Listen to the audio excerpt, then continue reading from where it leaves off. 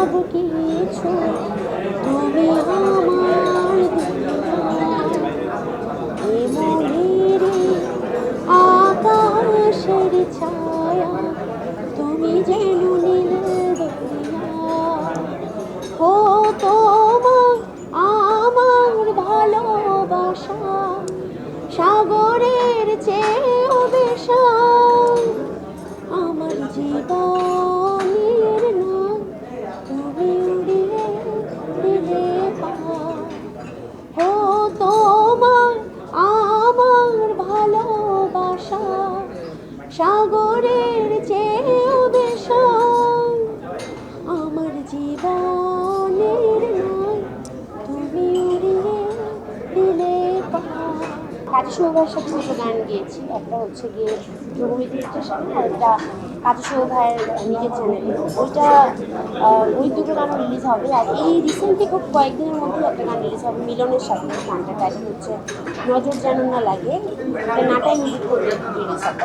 এই তো বেশ কয়েক গান আছে আসলে, মুভি, নাটক, তারপর সলো গান, সব মিলিয়ে অনেকগুলো গান আছে পাইপলাইনে। নতুন একটা গান করার আগে সবার আগে আমার মাথায় এলেই আসে যে গানটা কেমন।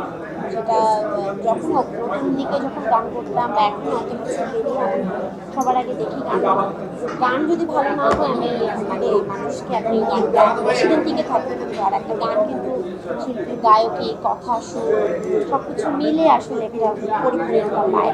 তো গানটা কতটুকু আমার আমার শিল্পী হিসেবে আমার মধ্যে কতটুকু ছুঁয়েছে এটা আগে আমি দেখি।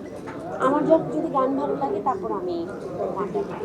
আমি খুব ছোটোবেলা থেকে গান করি, প্রায় 3-4 বছর বয়স থেকে আমি গান করছি। আমার মা গান করতো, বিয়ের পরে গান কন্টিনিউ করতে পারিনি। গানের জগতে আসা বলতে এরকম প্রফেশনালি আসবো ওইভাবে তো ভাবা হয়নি। বাট হ্যাঁ, যখন ছোটোবেলায় হয় না যে আমি খুব ভালো স্টুডেন্ট, তো এই কারণে স্বাভাবিক বাবা মারা চায় ডাক্তার, ইঞ্জিনিয়ার হোক, বা আমি যেহেতু ইঞ্জিনিয়ারিং সেক্টরই করেছি বা ছিলাম ইঞ্জিনিয়ারিংয়ে, তো সবাই ভাবতো যে আমি এই সেক্টরে যেতাম। বাট আমাকে যখনই স্কুলে জিজ্ঞেস করতো বা কলেজে জিজ্ঞেস করতো তুমি বড় হয়ে কী করবো, কী হবা, আমি সবসময় বলতাম যে আমি বড় হয়ে শিল্পী হতে চাই। মানে আমার গানের প্রতি ভালোবাসাটা এত বেশি ছোটোবেলা।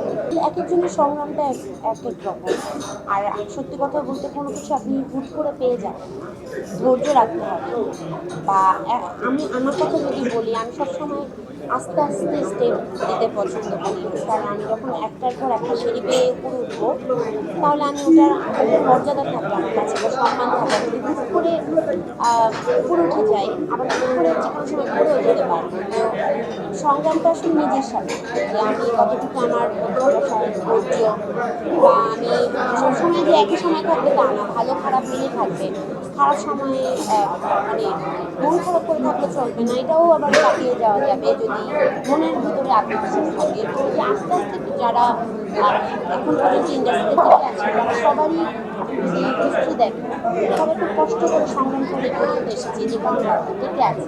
তো ধৈর্য থাকলে, নিজের প্রতি বিশ্বাস থাকলে অবশ্যই আপনি টিকে যাবেন বা আপনার গান টিকে যাবেন। গানের ক্ষেত্রে না, আসলে যে কোনো সেক্টরেই কিন্তু বাংলাদেশ, যেহেতু আমরা আর্থিক অবস্থা একটু অন্যান্য দেশের থেকে একটু মানে এটার মানতে হবে এটা যে আমরা যেহেতু মানে উন্নয়নশীল দেশ, right? তো এই কারণে তারপর আমি বলবো যে আপনি যদি ট্যালেন্টের কথা বলে, আমাদের দেশের ট্যালেন্টের মানুষ খুব বেশি। এটা যদি ঠিকমতো প্রডিউসিং করা হতো এবং তাহলে আরও অনেক দূর যেত। এবং তারপরে এখনও যারা যারা আমাদের দেশ থেকে লেজেন্ড বেরিয়ে এসেছেন, পুরো ওয়ার্ল্ড কিন্তু সবাইকে সম্মান করে। এবং অন্যান্য কান্ট্রির সাথে যদি তুলনা করি, ওদের কিন্তু থাকে না ব্যয়বহুল, সবাই অনেক বেশি মানে ওদের কান্ট্রির আর্থিক অবস্থা ভালো, বাইরের ফ্যামিলির অবস্থা ভালো, তো নিজেরা প্রডিউস করছে সবাই। এখন ওয়ার্ল্ডের সবাই নিজেরা প্রডিউস করছে। তো আমাদের দেশে নিজেদের প্রডিউস করার মতো অবস্থা আসতে কিন্তু অনেক সময় লাগে। অতটুকু টাইম যদি আপনি ওই সঠিক ইয়েটা না পান, দিক নির্দেশনাটা না পান, তাহলে কিন্তু আপনি অনেক ভালো ভালো ট্যালেন্ট করে যাবেন। তো এই কারণে আমি বলবো তারপরেও আমরা যে টিকে আছি একমাত্র নিজেদের আত্মবিশ্বাস বা আমাদের দেশের মানুষরা অনেক বেশি ট্যালেন্ট, এটা আমার মাথা, আপনাদের সেটা করতেই হবে।